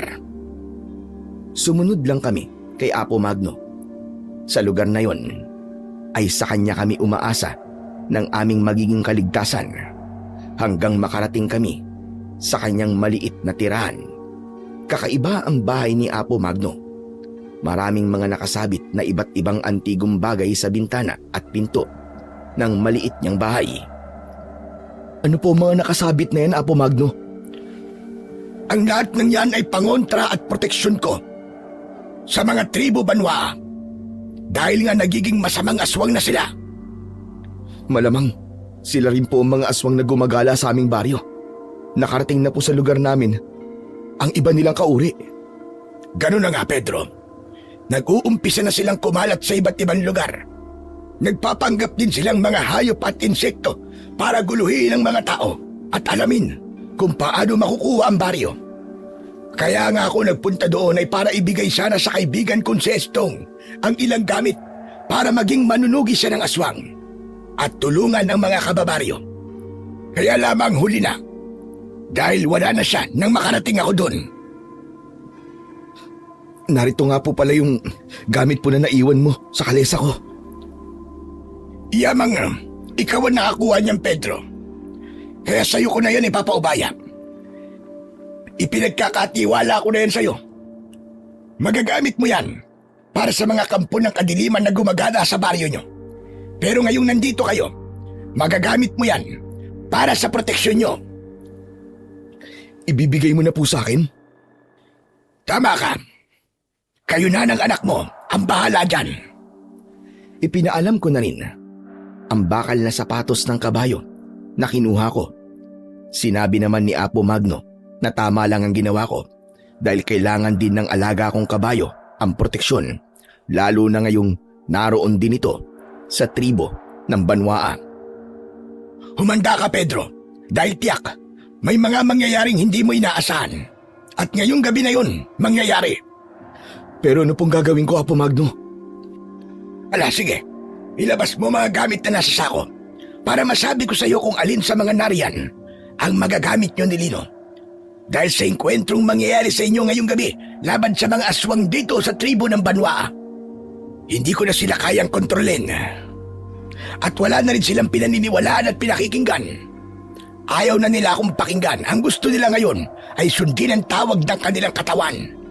Yun ay ang maghasik ng lagim at tumikim ng karne at dugo ng tao. Kami ng anak ko ang haharap sa mga aswang na narito sa tribo ng Banwaa? Tama ka, Pedro. Kayo nga. Dahil kayo ang itinakda. Kayo ang ipinadala rito ng tadhana. Kaya kayo narito. Andito kayo, hindi lang para magsoli ng naiwan kong gamit, kundi para din sa kaligtasan ng inyong baryo. At iba pang baryo na maaaring guluhin at atakihin ng grupo ng mga aswang. Siguro naman ay hindi nyo hahayaang mangyari yon. Tay, natatakot po ako sa sinasabi ni Apo Magno. Lino, hindi kayo pababayaan ng mutya ng bulalakaw. Isa itong batong mutya na inihalo sa paggawa ng punyal na nariyan sa loob ng sako. Yan ang gagamitin nyo para tapusin ang mga aswang. Nagtitiwala po ako, Apo Magno. Tama yan, Pedro. At sa tulong na rin ng bathala ng kapayapaan, ay tiyak malilipol nyo ang mga taong isinumpa, ang mga aswang dito sa tribo Banwaa. Kung ako lang sanang itinakda, magagawa ko silang harapin. Pero kayong nakatadhana, dahil kayong mag-ama, ang inihatid dito sa aming tribo. Yun ang aming pinaniniwalaan. Pagkatapos ng naging pag-uusap namin na yon ni Apo Magno, ay kinuha na niya sa sako ang mga bagay na naroon at iniabot sa akin. Isuot nyo ang kambal na pulseras sa inyong mga braso. Tig-isa kayo ni Lino. Kinuha ko yon at isinuot sa aking kanang braso. Ang isa naman ay isinuot ko rin sa braso ng anak kong si Lino. Tay, kailangan po ba natin gawin to? Dapat po ba tayong sumunod sa gusto ni Apo Magno? Anak, nandito na tayo. Magtiwala na lang tayo. Saka huwag ka mag-alala. Nandito akong bahala sa'yo. Lino, narinig ko sinabi mo sa iyong tatay. Hindi makatutulong sa misyon nyo ang pagkakaroon ng pagdududa. Kaya dapat maging buo ang inyong pagtitiwala.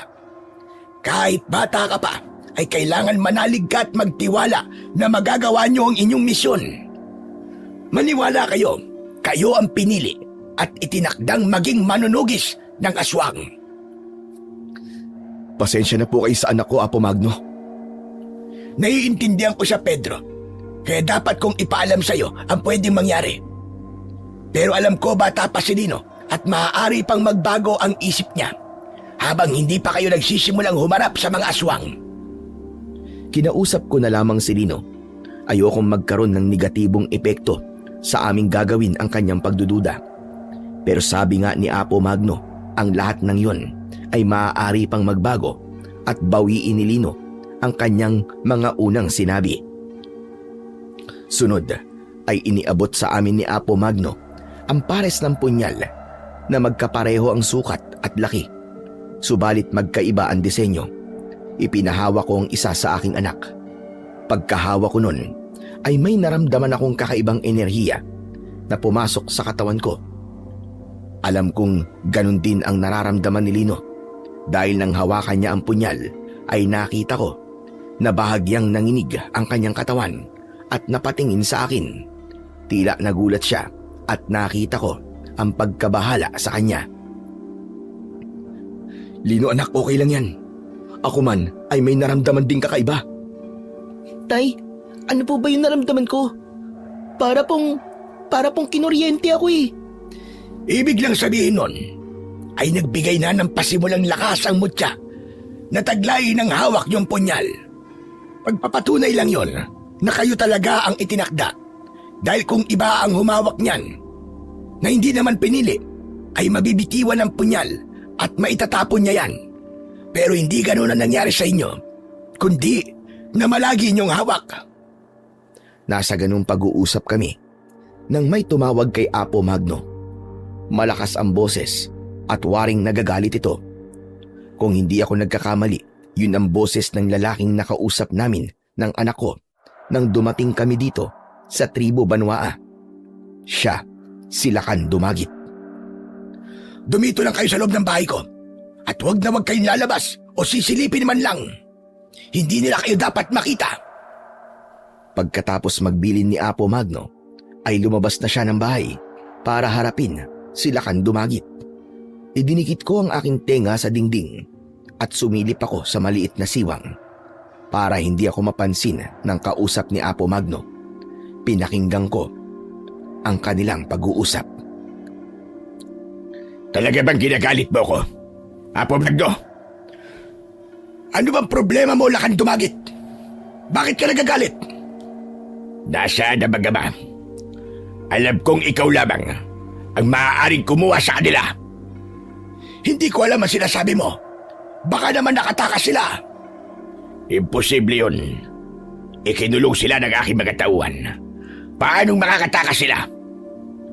Gaano ka kasigurado na maayos ang ginawa ng mga tauhan mo para harangan ang kubo? Alam kong hawak mo sila. Hindi mo dapat ginawa yun. Alam mo kailangan namin na mag-ama na yun para sa lalo pang ikalalakas ng tribo ng Banwaa. Hindi ko nakilala ang tribong sinasabi mo, Lakan Dumagit. Iba na ito. Hindi na gaya ng dati.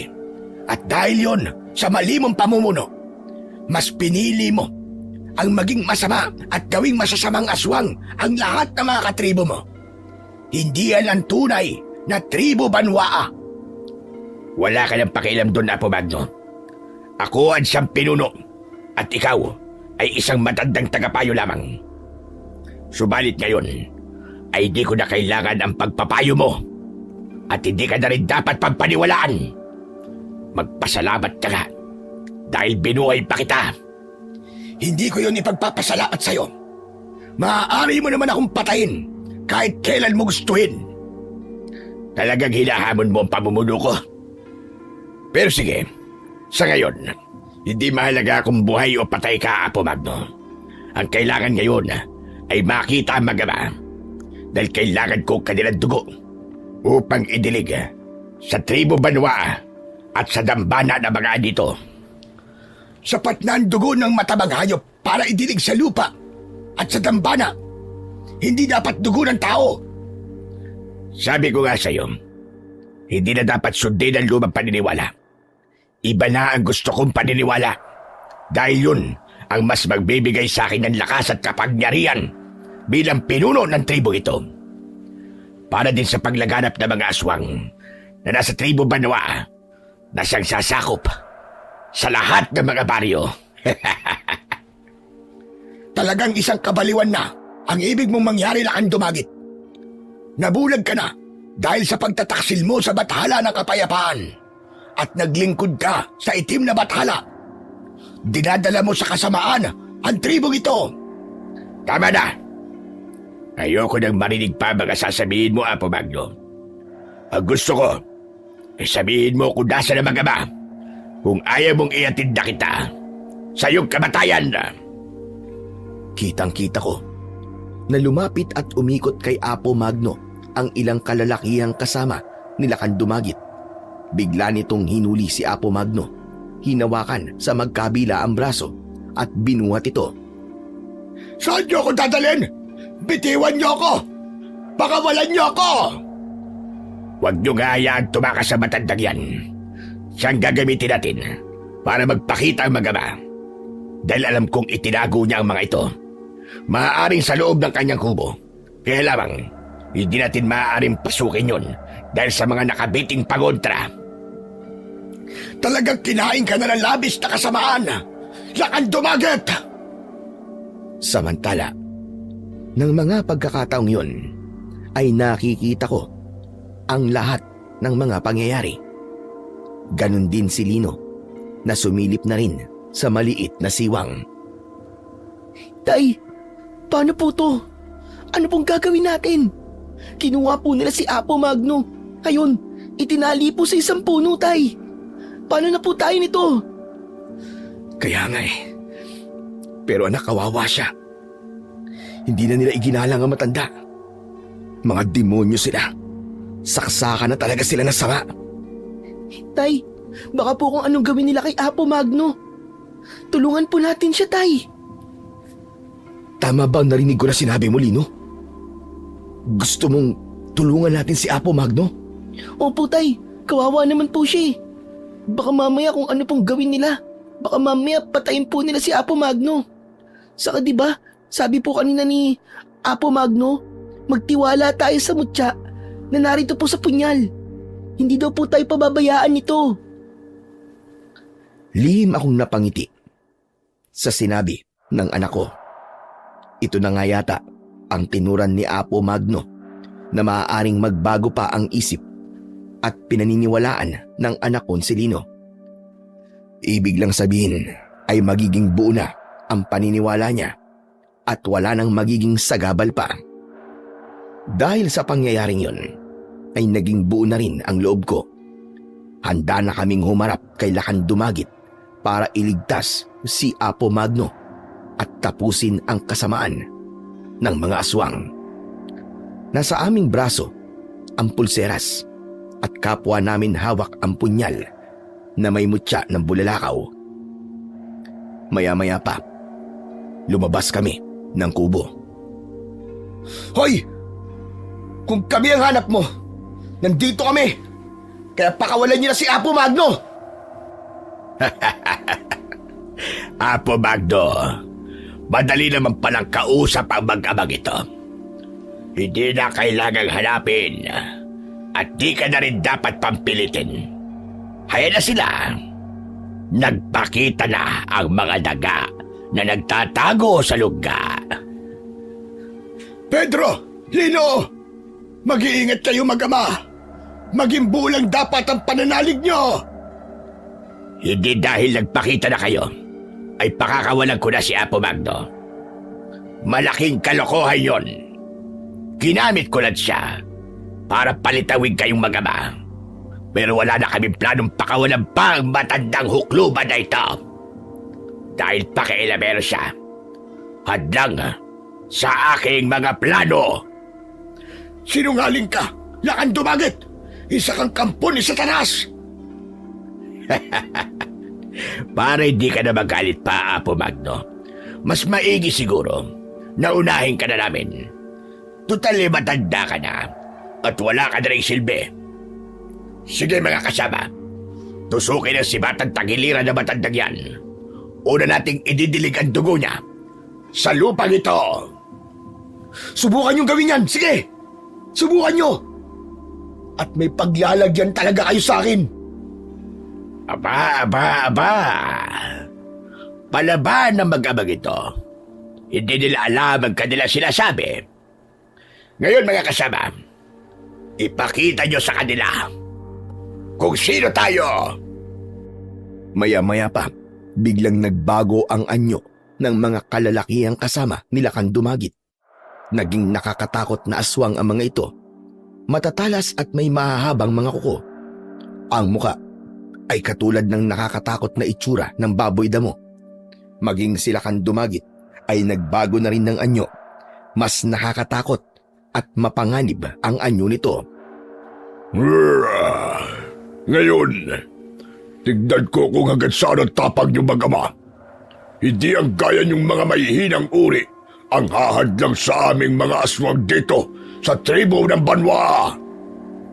Pagkatapos niyang sabihin yun, Nagtalikuran kami ng anak kong si Lino.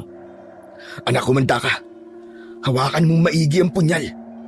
Manalig ka sa tulong ng mutya ng bulalakaw at ng bathala ng kapayapaan. Opo, Tay. Handa na po ako. Para din po sa kaligtasan ni Apo Magno. Pagkatapos nun, biglang umatake sa amin ang mga tauhan nila Dumagit na nasa anyo ng aswang. Pero hindi kami papayag na maunahan kami. Kaya hinarap namin yon gamit ang punyal na nasa aking kamay. Nakakagulat ang mga sumunod na pangyayari dahil hindi ko may paliwanag, pero tila kidlat sa bilis ang kilos namin ng anak ko para harapin ang mga aswang. Nasugatan namin ang mga ito.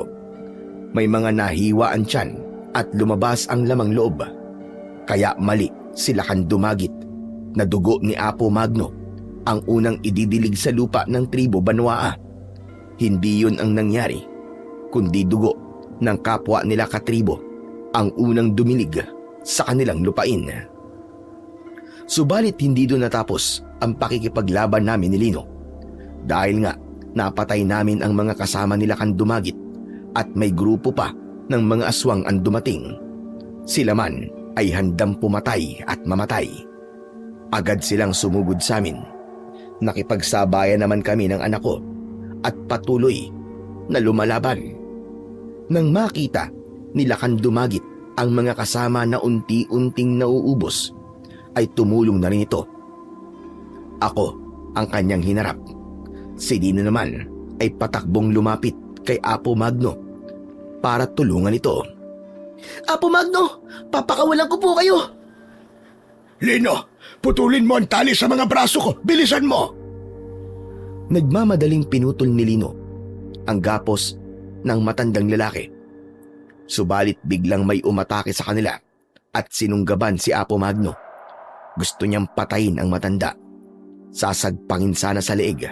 Subalit agad na naiharang ng matandang lalaki ang kanyang braso. Kaya ang kagat nito ay tumama sa kanyang braso. Samantalang ako naman ay ipinagpatuloy ang pakikipaglaban sa iba pang mga aswang. Nang makakuha ng tiyempo si Apo Magno, ay tumakbo ito patungo sa kanyang kubo. Hinila nito ang braso ni Lino hanggang sa makapasok sila sa loob. Alam kong ligtas sila doon. Salamat at nakapasok tayo dito sa loob ng tirahan ko. Ligtas tayo dito, Lino. Hindi sila makakapasok kahit anong uri pa sila ng aswang. Hindi niyo po ako dapat tinatak papunta dito, Apo Magno. Pero kailangan iligtas din kita. Kaya ko pong labanan ng mga aswang na yun. Tutulungan ko po si tatay. Baka po mapaano siya. Ang pangkaraniwang aswang lang ang kaya mo, Lino. Hindi ang lakas nila Dumagit. Kaya ang tatay mo na ang bahala sa kanya. Mas malakas siya at kayang tapatan ng lakas ng pinuno ng aswang na sila Dumagit. Pero nag-aalala po ako sa kanya, Apo Magno. Sabi ko nga sa'yo, kakayanin ng tatay mo na harapin ang mga aswang. Naging palagay ang loob ko nang matiyak kong nasa loob na ng kubo si Lino kasama si Apo Magno. Kaya makakapag-focus ako para harapin ang iba pang halimaw at ang kanilang pinuno. O ano? Hindi ka pa rin ba uurong lalaki? Gusto mo talagang ipandilig ang dugo mo dito sa lupain ng aming tribo? Ang dami mong sinasabi, napakadaldal mo. Saka hindi ko pa ihintulutan na gamitin mong pandiligan dugo ko. Dadaan ka muna sa ibabaw ng aking bangkay. Matapang na lalaki. Sige, titignan ko kung hanggang saan ang tapag mo. Nakita kong yumuko sila Dumagit. Muli ay nagbago ang anyo niya. Mas naging nakakatakot at higit na lumaki. Nagkaroon ng mga tinik ang kanyang mga katawan. Hindi ko alam kung ano pang uri ng aswang ang kaharap ko na yon. Napalunok ako ng laway. Hindi ko maikakaila na kinain ako ng kaba. Hindi ko tiyak kung magkakaroon pa ba ng bisa ang mutya mula sa punyal na hawak ko. Pakiramdam ko ay mas kumapal ang balat ng aswang na si Lakan Dumagit. Bahala na. Hindi ako dapat magpasindak sa kanya. Patay kong patay. Naunang sumugod ang aswang na si Lakan Dumagit. Sinalubong ko siya, subalit ganun na lamang ang gulat ko dahil sa lakas ng pag-atake ay tinangay lamang ako at tumilapon. Reiko, malakas siya. Mas malakas siya kaysa kanina. Ako naman ngayon ang sumugod habang nakaumang ang hawak kong punyal na itatarak sa kanyang katawan. Kaya lamang, pagkatarak ko ay hindi yun bumaon sa katawan ni Lakan Dumagit, kundi nabitiwan ko ang punyal at bumagsak sa lupa. Anak ng... Hindi maaari ito. Nabitiwan ko ang punyal. Anong gagawin ko? Yari ako nito. Naisip kong itaas ang pulseras na nasa braso ko. Nagliwanag yon na sumilaw sa pinuno ng mga aswang. Pero hanggang ganun na lang ang kayang gawin ng pulseras. Kailangan ko pa rin ang patalim para gamitin sa aswang. Nakaramdam na ako ng takot dahil hindi ko pa nakukuha ang punyal na tumilapon. Nakita ko na pinaghahandaan na nila Lakan Dumagit ang pagsugod sa akin na siyang maaaring maging kamatayan ko. Ngayon na ang katapusan mo, lalaki. May didilig ko ng dugo mo sa lupain ito. Saka na lang ang dugo ng anak mo. Bago pa makalapit sa akin si Lakan Dumagit na pinuno ng mga aswang, ay nakarinig ako ng yabag ng kabayo. Mula sa kalayuan ay nakita kong paparating si Alkitran at hila niya ang kalesa. Ang pagdating niya ay umagaw ng atensyon ni Lakan Dumagit. Anong kalokohan ito? Gusto rin ba sumali ng isang kabayo sa labanang ito? Alkitran! Malakas kong tinawag ang aking alaga. Patuloy naman itong tumatakbo papalapit sa aking kinaroroonan. Ano bang magagawa ng isang kabayo sa taglay kong lakas? Kaya hanggang diyan ka na lang, kabayo. Huwag kang lalapit at madadamay ka pa sa kamatayan ng iyong amo. Narinig ko ang paghalinghing ni Alkitran na tila nagagalit sa gagawin ni Lakan Dumagit. Ayoko nang patagalin pa ang pagpatay sa'yo. Nauuhaw na sa dugo mo ang lupaing ito sa tribo ng Banwa. Itinaas ni Lakan Dumagit ang kanyang kamay na may matutulis at mahabang mga kuko.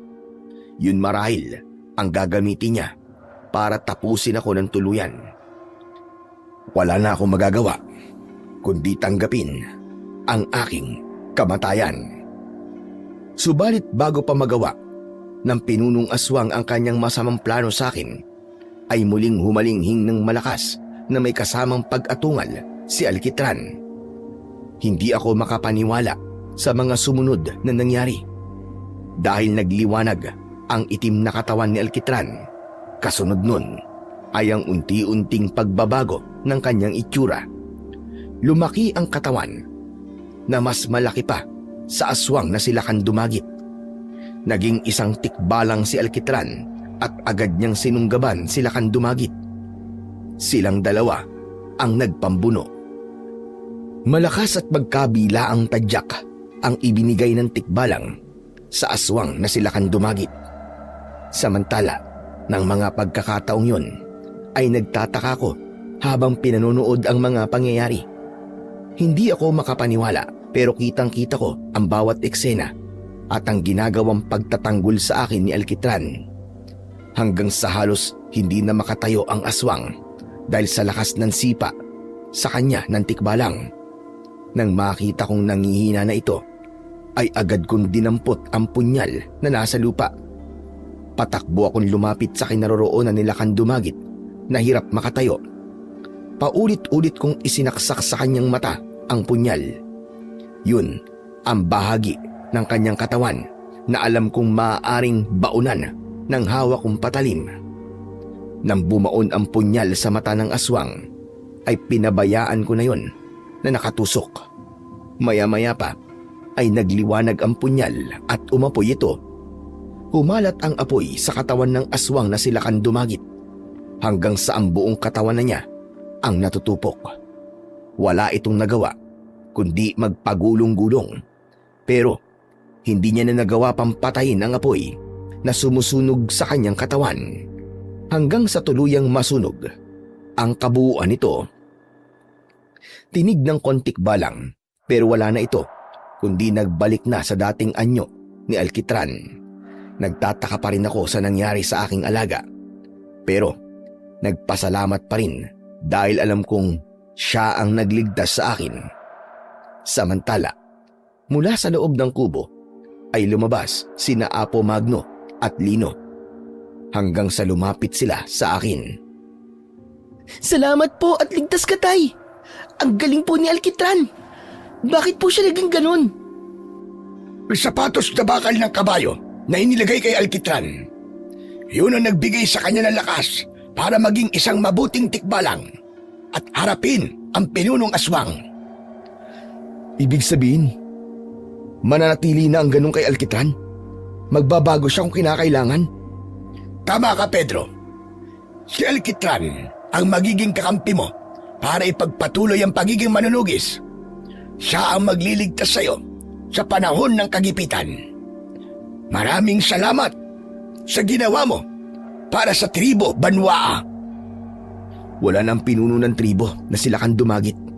Nasunog na siya. Paano na po ang inyong tribo? May mga natira pa. Sila ang ibang mula sa tribo Banwaa na piniling manahimik at hindi sumunod sa mga masamang pamumuno nila kan dumagit. Sa kanila magsisimula muli ang aming tribo. Isang tribo na nagmamahal sa kapayapaan at nagtatakwil sa gawang kadiliman.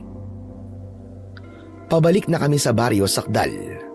Sakay kami ng anak ko ng kalesa na hinihila ni Alkitran. Magaan sa pakiramdam na may naitulong kami para sa kapayapaan ng ibang tao at ng ibang lahi. Ano man ang sinimulan namin ng anak ko, katuwang si Alkitran, ipagpapatuloy namin yon.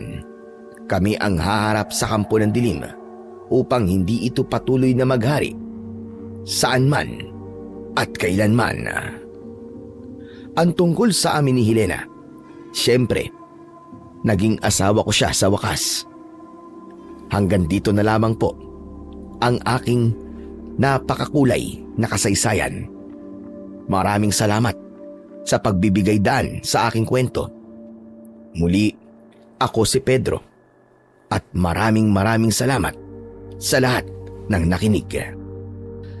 Laging pumipili ang tadhana ng taong pinagtitiwalaan, nakakasangkapanin upang panatilihin ng kabutihan at kapayapaan. Sila na mapapalad upang ang gawang mali at kadiliman ay mahadlangan at mangibabaw ang liwanag na nanggagaling sa ating puong may kapal. Maraming salamat po sa inyong walang sawang pakikinig at pagsuporta sa akin pong mga YouTube channel na The Voice Addict at mga kwento ni Apong Isaac. Huwag niyo rin pong kalimutang mag-subscribe at i-hit ang notification bell para sa mas marami pang makapigilininga na kwentong aswang at katatakutan mula sa mundo ng kababalaghan. Hanggang sa muli po at pagpalain kayong lahat ng ating dakilang Diyos na siyang pinakamakapangyarihan sa lahat.